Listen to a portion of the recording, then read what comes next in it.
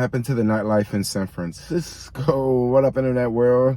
It's your boy Jermaine back with another video. I thought let's do a San Francisco video. Let's talk about the nightlife, because I was having a chat with someone last night about this, and we were talking about a couple things that we've noticed that have changed, and let's just jump right into it.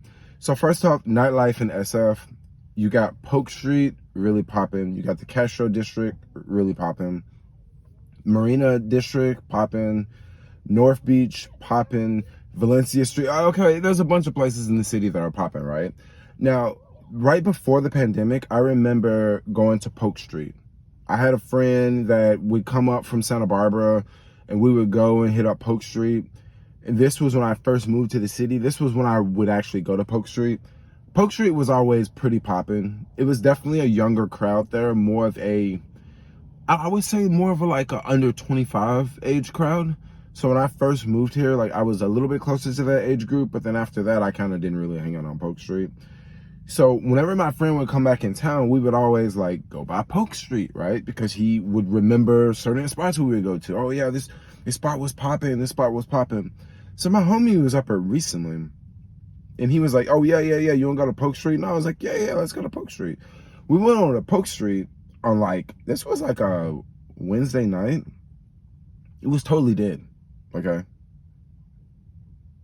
Which I was like, dang, I don't remember it being like this. And my homie was like, where's everybody at? Place was dead. So we end up like, I think we end up going to like the Castro or something. That was dead too on a Wednesday night. So no different, right? And then we went out on Thursday night. So Thursday night we went to Polk Street. It wasn't popping at all. It was dead. We went to the Castro. Badlands was popping, but that was about it, okay?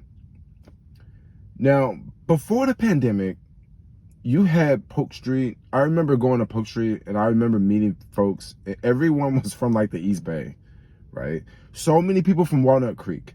Multiple little bars along Polk Street. Also, they had karaoke on Polk Street. It was always popping. I remember like right around 12, you would notice like a bunch of people would leave. And from what I heard, a lot of folks would come from Walnut Creek, and they would take BART over. They would get off BART and then just walk straight up from Civic Center, be at Polk Street, but then they would leave before the last BART. Of course, everybody don't take BART, but you notice like a bunch of people would like leave, right? Now that was Polk Street. I remember, you know, all the restaurants busy. I remember that donut shop, that famous Bob's Donuts. If you went there like after like 2 a.m., bro, you're gonna be waiting in line for like 30 minutes, 45 minutes, because there was so many people leaving the bars, and they're like, yo, let's go get donuts, right? Nowadays, I think that donut shop is actually moving. They moving to another location because it's not even busy anymore. But now it's you know, it's never really a wait there. You know, everything's pretty busy. You can go to any restaurant at like 11 o'clock, no line, no waiting. That's Polk Street. Now the Castro. Castro is a neighborhood I spent like probably the most time in for nightlife. And I definitely got my certain spots I go to on certain nights in the Castro. Before the pandemic, the Castro was a completely different neighborhood. It was a lot more foot traffic. Once again, the restaurant scene. When I mean the restaurant scene, so you have your restaurants where you go and you sit down and eat, right? But then you also have like kind of like your fast food type restaurants, like, you know, a burrito shop or pizza by the slice, or maybe a falafel shop. That's kind of more, you know, you can kind of eat it on the go, right? You're not going to necessarily eat Indian food on the go. You're not necessarily going to eat Chinese food on the go. You're probably going to sit down and eat that, right? But for all your food, like, you know, that people would eat, like, you know, you're leaving the bar at 1 a.m. So you stop and get a burrito, right? So you would notice the burrito shops, it would always be a long line. Pizza shop, always a long line. This is before the pandemic. Everything was just a long line everywhere, right? You always had to wait, okay? Nowadays, every now and then you might have to wait at the taco shop, at the burrito shop. And the reason why is because burritos is still kind of inexpensive to eat in the Castro, okay? So this brings up one big elephant in the room: inflation, right? Inflation has really hurt a lot of people. I don't know, maybe a lot of folks don't think about it, but inflation, as they raise prices and like there's less jobs, so it's like there's less jobs and then prices cost more, but your money buys less. Like it starts to affect people over time, right? So one restaurant I like to go to in the Castro, and I notice it's never really busy, is I really like the Gyro Express. Like their falafels are on point. Their French fries are on point. But one big problem I see with this restaurant, and it's not just this restaurant, it's a lot of restaurants in the city. Prices have just gotten crazy expensive, okay? And like Gyro Express, I go there all the time. The food's great. Like I said, go get the falafel wrap. It's like a combo, but it's like $19 for a falafel wrap, French fries, and a Coke. $19, okay?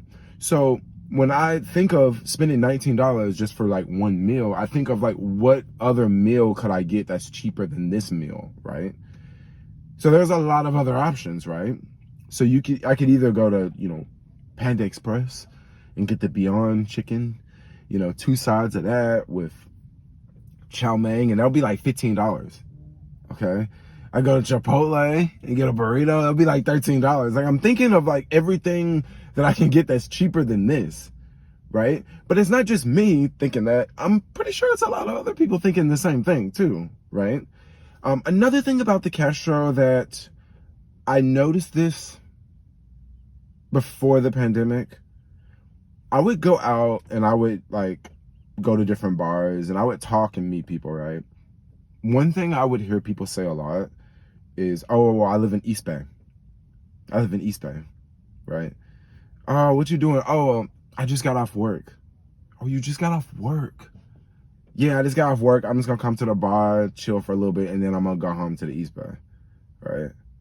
So think about this scenario here. Remember all those jobs in the city? And I'm not talking about the tech jobs. I'm not talking about the jobs where people make $150,000 a year. I'm talking about basic jobs where an average person that makes $50,000 would do, okay? For example, working at a restaurant, working at a clothing store in the mall. Maybe you're a security. Maybe you do something in customer service, right? Well, when we had all those tech jobs in the city, a lot of those tech jobs spurred other jobs, right? So when you have all these tech workers making $100,000 a year, you're going to create a lot of jobs where people make $50,000 a year, okay? Well, when you look at all the store closures that have happened in the city, all the Walgreens stores, all the restaurants, all the places in the mall, well, those are a lot of low-income jobs. Not low-income jobs, but those are a lot of like jobs where people make less than $50,000 a year, okay? And where did those people live? Those people did not all live in the city because the city is very expensive. A lot of those people lived in the East Bay, okay? Now, this is just one example I've noticed from one neighborhood, but I would imagine this, probably the same similar scenario happens in a lot of other neighborhoods. Maybe you work in the East Bay and you work from 7 a.m. and you get off at 3. So when you get off at 3, maybe you go to a bar in North Beach for 2 hours and you hang out. Well, it's not just you, other people are doing the same thing. When all these people from the East Bay lose their job, now they have no reason to come to the city anymore. So now you just see less people going out, less people spending money. You see just less money going around because, well, the economy is kind of crap and people are not really saying it. If people are doing good, they say, oh yeah, the economy is great. But if people are doing bad and they say the economy is doing great, it's like, oh no, the economy's not doing bad. You're just doing bad, It's sort of like this whole facade, right? Because honestly, the economy really is crap when you look at inflation. When you take, before the pandemic, someone could make $2,000 a week, okay? And the things that they would buy were much cheaper back then than they are today. And it's not like wages are going up, okay? So when you have less jobs, when you have prices that are just going bananas, y'all, I mean, food prices have just went up like crazy. Like, I've actually cut down on eating out quite a bit. I still eat out, but I don't eat out as much as I used to. I used to eat out religiously, 2 to 3 meals a day. And now maybe I eat out like 1 meal a day. Some days I'll have 2 meals because I'll get like this meal pal thing, and then maybe I want to go get something else afterwards. But for the most part, it's I've cut back a lot just because restaurants are expensive. Like, bottom line, they've went from being like a convenience to like, yo, we balling, yo. You know, take someone out to eat at just like a burrito shop and you spend $40. And it's like, dang, I'm just getting burritos, yo. You know, prices have just went through the roof. And jobs, something else to throw out, after the pandemic, you got this whole work from home culture that has started. With work from home culture, you got more people at home. A lot more people have bought dogs, right? So even if you get off work at like 5, are you really thinking of going out to be social? Or are you really thinking of going home to walk your dog and take your dog out and do stuff with your dog, right? I mean, this could very well be another scenario.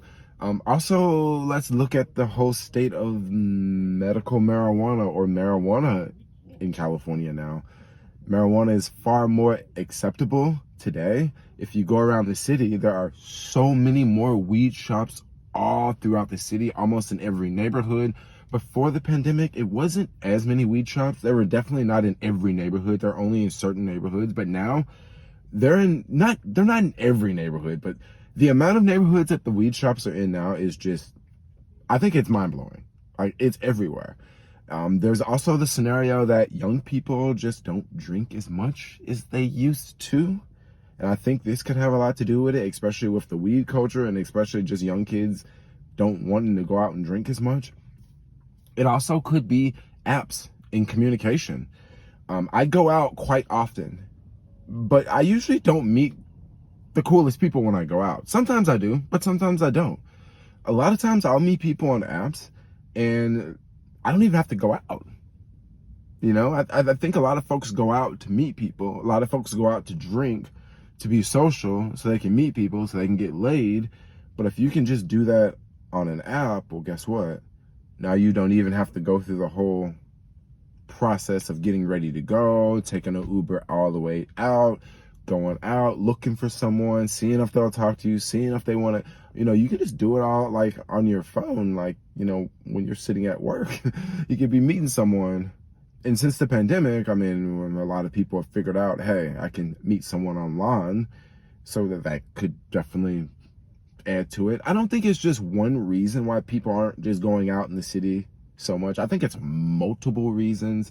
Definitely the scenario of people, coming to the city because they have to work. And since they have to work, since they have to come to the city, well, they're probably going to do something else in the city. They're probably going to go have a drink, go to a restaurant. But if they're not coming to the city at all, well, they're probably not going to spend money in the city or do anything in the city. Also, could it just be very, very negative press? I think maybe it could be a lot of negative press. So I have some friends that live in the East Bay, and they just tell me like, oh yeah, people don't come to the city anymore. Like, there's nothing to do in the city. And it could be from negative press, from all the crime, from all the parking fiasco. I mean, who wants to deal with, you gotta sit in traffic, you gotta come, you gotta pay a toll. Then once you pay a toll, you gotta pay to park. And then you don't even know if your car is gonna get broken into after you pay to park. And then they've already subtracted so many parking spots from the city, so when you come to the city, it's going to be even harder for you to park your car. And then you also know if you want to go to Valencia Street, you can't really drive on Valencia Street because they put this bike lane in the middle of Valencia Street, and everyone hates it, and everyone says, oh yeah, well, if you go to Valencia Street, you won't have any place to park. But then why won't you just ride your bike if you're going to go to Valencia Street? I don't know. Everything in life just don't make sense. But anyway, I just thought I would make a video just talking about how I've noticed some things have changed in the city. Like, the parking has gotten rough. The nightlife has really changed. I remember going out, and there was just multiple places you could go out and explore. And there are still multiple places you can go out and explore, but things have kind of toned down quite a bit. Things have really toned down. And don't get me wrong, you can still have a lot of fun. You can still have a lot of fun. I remember in the Castro, it used to be 4 clubs, and now there's only roughly 2 clubs. I mean, I guess there's the cafe too, but the cafe is only open, what, 2 nights a week. And I just remember on a Friday and Saturday night, you could literally get lost in the Castro. Like you could, but now it's like I walk around the Castro and I like see the same people over and over, so it don't even have this big feel anymore. Like it's just, but I think that's most neighborhoods in the city. And like I said, I really don't know what to point fingers at, but yeah, this is the way things are going now. This is the way things have changed. And I still love it. I like meeting people online. That's pretty cool too, because you don't have to go out. You don't have to do anything. But yeah, city life is changing. This is definitely changing. I still love it. But I would love to know what you guys have to say about this. If you guys have noticed these changes going on in the city, what do you think is the reason? What do you think is the culprit? I think it might be multiple reasons, multiple factors. Inflation, crime, people just don't want to go out. You know, yeah, a lot has changed. But for now, I'm out. Like, comment, subscribe. If y'all have any comments, put them down in the comment box below. But for now, I'll see y'all. Like, comment, subscribe. Thanks a lot for watching, and peace out, yo. Ow!